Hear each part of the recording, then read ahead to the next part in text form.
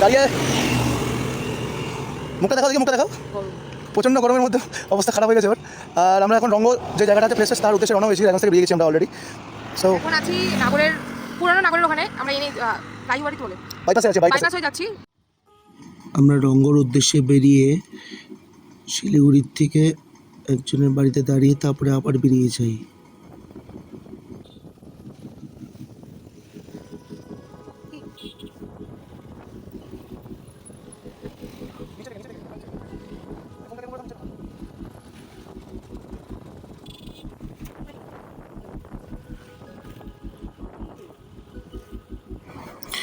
মালবাজার হয়ে আমাদেরকে এগিয়ে যেতে হয়েছে রঙ্গর উদ্দেশ্যে।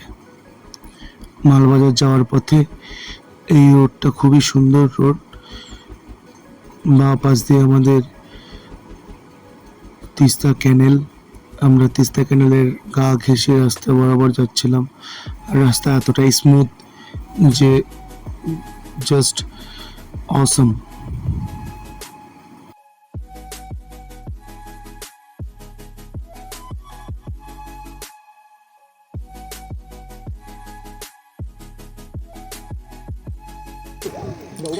আবার 500 টাকার আমরা এখানে তেল ভরি।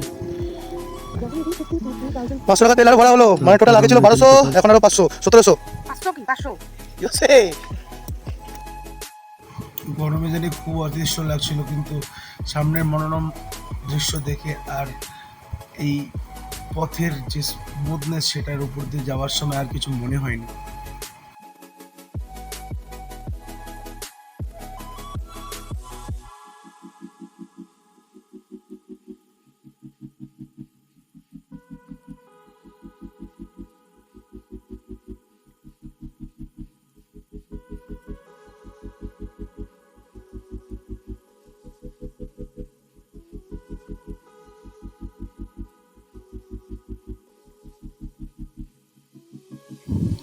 সামনে গাজলডোবা ক্যানেলের রাস্তা।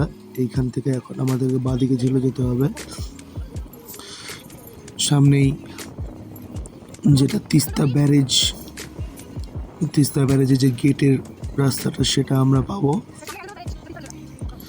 চলুন দেখি সামনেই।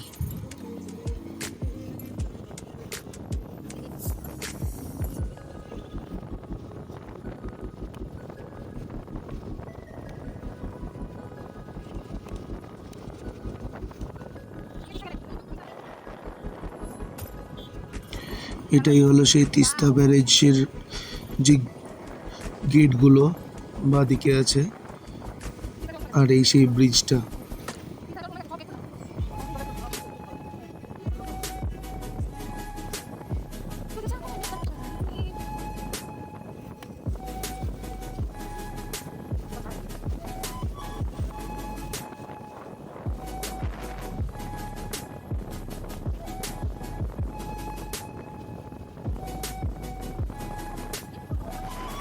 পুরো আমাদেরকে এখন ডুয়ার্সের ভেতর দিয়ে যেতে হচ্ছে। দুপাশে একদম ঘন জঙ্গল।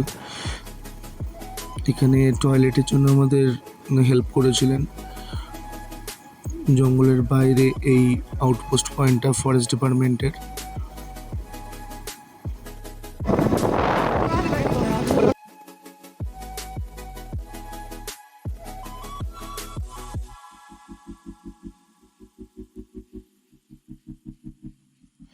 এই রোড ধরে আমাদেরকে চলে যেতে হবে রঙ্গর দিকে এগিয়ে। সেখানে আমাদের রাস্তায় পড়বে চালসা মোড়, যেখান থেকে আমাদেরকে ডান দিকে চলে যেতে হবে।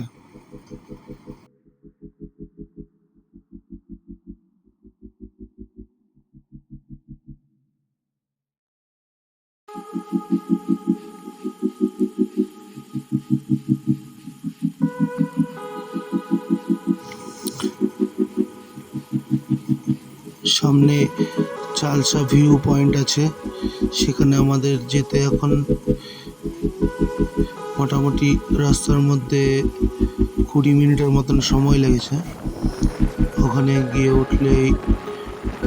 গিয়ে আমরা ভিউ পয়েন্টের ওখানে স্টপেজ দেব। ওখানে আমাদের ফুডিংও কিছু করতে হবে। আমরা ওখানে ফুডিং করে তারপরে বেরিয়ে যাবো ওখান থেকে আবার রংপুর থেকে।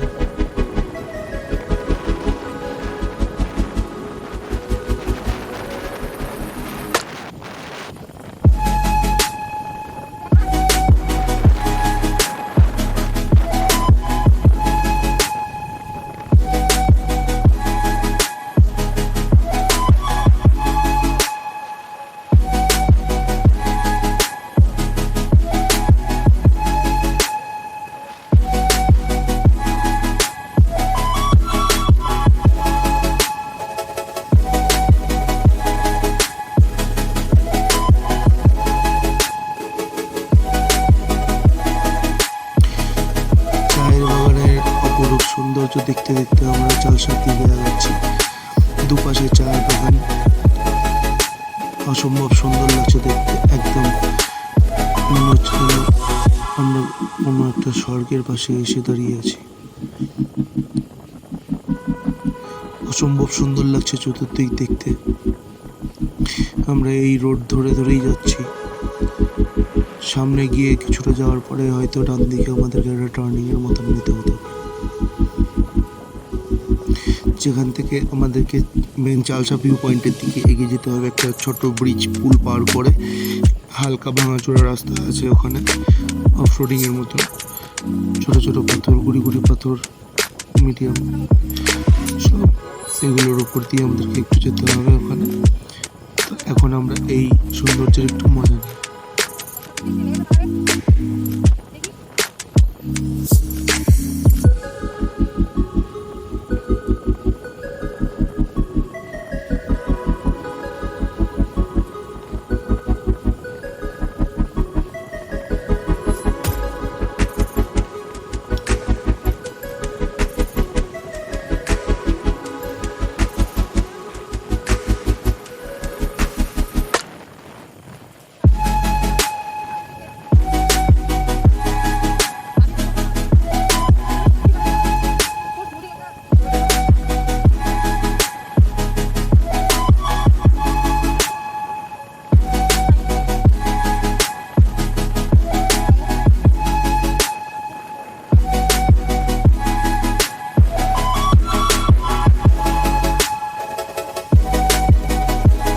চালসা ভিউ পয়েন্ট যাওয়ার জন্য এখান থেকে ডান দিকে রাস্তা।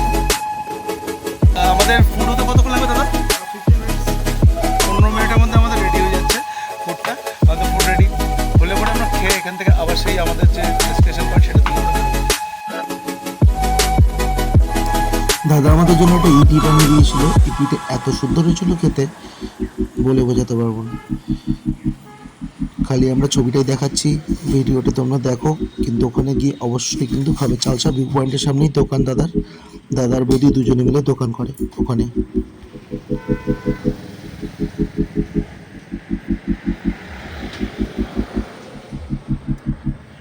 এই দেখো ভুক্কার খাচ্ছে,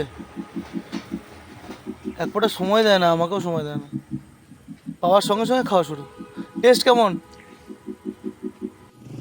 মেন রোডের থেকে কিছুটা এগিয়ে নিয়ে ওই রাস্তার মধ্যে চা বাগানের পরে একটা ডান দিকে টার্নিং যায়, সরু চাপা গলি, মাঝখানে ডিভাইডার দেওয়া আছে একটা মন্দিরের পাশ দিয়ে।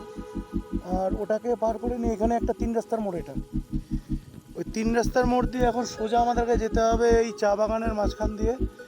তারপরে রাস্তাটা আমি আপনাদেরকে সামনের দেখাচ্ছি। দিকে ডান দিকে টার্নিং এর পরে চলে এসেছি আমরা অনেক রাস্তা কভার করে। এরপরে আমরা এখানে ভেতরে যাব। ভেতরে অনেকটা দূর আমাদেরকে হেঁটে যেতে হবে, পাশে লেমন গ্রাসের পুরো বাগান দিয়ে। আমরা পৌঁছে গেছিলাম পার্কিং পয়েন্টে। আমাদেরকে এখানে এক আন্টির কাছে গাড়িটাকে পার্কিংয়ে রেখে দিয়ে যেতে হচ্ছে, যেখানে আমাদেরকে 30 টাকার মতন পার্কিং চার্জ দিতে হয়েছে। আর ওনারা 4 চাকাও এখানে রাখেন, 4 চাকার জন্য 100 রুপিস চার্জ করেন সম্ভবত, ওনাদের পোস্টারের মধ্যে লেখা আছে। এবার আমাদেরকে এই ঘরের পাশ দিয়ে একটা রাস্তা দিয়ে আমাদেরকে যেতে হবে, যেখানে আমরা নিচের দিকে ভ্যালির দিকে যাব। ঘরের পেছন দিক দিয়ে রাস্তা এটা। এখান থেকে বেরিয়ে নিয়ে ভেতরে একদম যে জায়গাটা আমরা এখন দেখব, সেই জায়গাটা একদম পুরো জান্নাত, একদম স্বর্গের মতন জায়গা। দুপাশে একদম খোলা মাঠ, যেখানে খালি দেখতে পাওয়া যাবে হচ্ছে lemon glass, my favourite. Lemon গ্রাস অনেক কাজেই লাগে, তো সেই জন্য লেমন গ্রাস আমার খুব পছন্দের। আর লেমন গ্রাসের স্মেলটা হচ্ছে একদম লেবুর মতন, তাই জন্য ওর নামটা লেমন গ্রাস। আর এই জিনিসটা আমার খুব ফেভারিটের মধ্যে একটা। আর এই জায়গাতে একদম লেমন গ্রাস ভরপুর।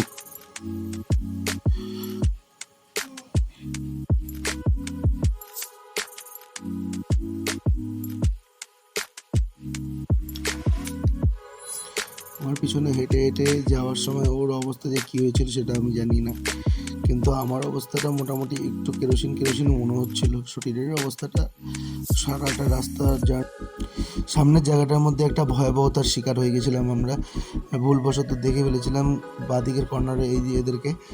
তো ওখানে দেখে নিয়ে আমরা পুরো ভয় পেয়ে গেছিলাম যেটা মানুষ নাকি অন্য কিছু, কারণ আশপাশে তো সবই সিমেন্ট্রি। রাস্তা দেখে কি মনে হচ্ছে শোনা?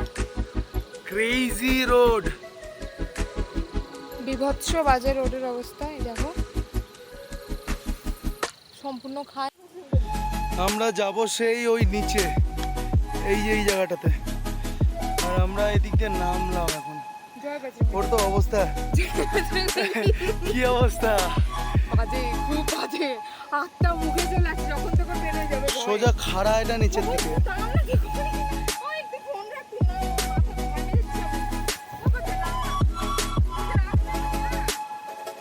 হ্যাঁ হ্যাঁ, মাটিতে পাড়া দিবি না, সিমেন্টে পাড়া দে। নিচে যাওয়ার রাস্তাটা এতটাই বেশি মানে টোটালি সিঁড়ির উপর দিয়ে বেস্ট।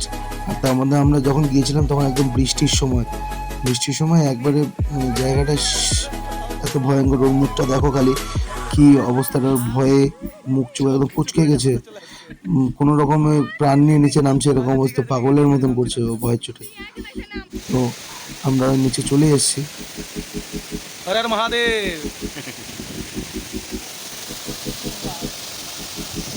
के आगे जीप है, माउंटेन ड्यू। भैया आपका नाम? सत्य। सत्या। भैया ये हम कहाँ से उतर रहे थे वो थोड़ा आप बता दीजिए। वो ऊपर से आपका कौन सा वाला? तो दिखाई दे रहा है सबसे लास्ट है ना। ये कैमरे में देखिए, कैमरे में ये दिखाई दे रहा है। ये हाँ, वाला हाँ, एरिया। हाँ, हाँ। अरे बाप रे बाप, कितना मीटर होगा वो? तो बोलिए 200 मीटर। 200 मीटर पूरा पूरा चढ़ाई है, हाँ। सीधा का सीधा रोड है। अभी ऊपर से নিচে তক পুরো পুরো সিঁড়ি ভর গেছে। তো বন্ধুরা এখানে টোটাল সিঁড়ি দিয়ে অত দূর উপর থেকে আমরা নামলাম, নিচের এরিয়াটা দেখার মতন জাস্ট অসম। এই যে সিঁড়িগুলো আছে সবাই দেখছো হয়তো বা, যে এই টোটাল এরিয়াটা আমাদের ওই উপর থেকে, যেখানে আমাদের তারটা দেখাচ্ছে, তারের তলায় যে জায়গাটা আছে এই মাটিটার ওখানে আমাদের গাড়িটা রাখা আছে ওপরে, আর ওখান থেকে আমরা এত দূর অব্দি নিচে নেমেছি। অবস্থা কি? डर के आगे जीत है, माउंटेन ड्यू। माथा खराब। এই যে নিচে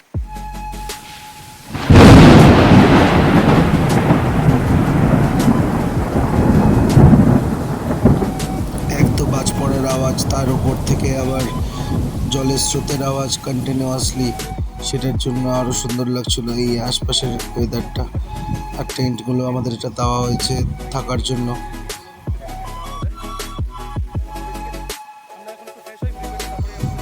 এরপর আমরা এখান থেকে যাব ঠিক সুইমিং পুল, যেখানে সেই সুইমিং পুল এরিয়াতে। আপাতত এই জায়গাটাকে একটুখানি দেখো।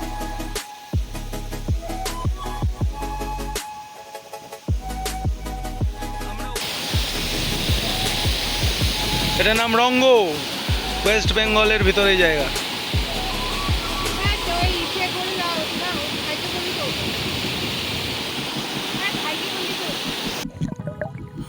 এই জায়গাটায় পুল, আর এখানে ঝর্ণাটা, এই ঝর্ণাটি জল দিয়ে সমস্ত পুলে জল, আর ওখান থেকে জল বাইরের দিকে বেরিয়ে যাবে, পিছন দিকে বেরিয়ে যাচ্ছে। আর জল একদম ক্রিস্টাল ক্লিন ওয়াটার, স্টার্টিংয়েই দেখেছো তোমরা যে একেবারে ক্রিস্টাল ক্লিন ওয়াটার।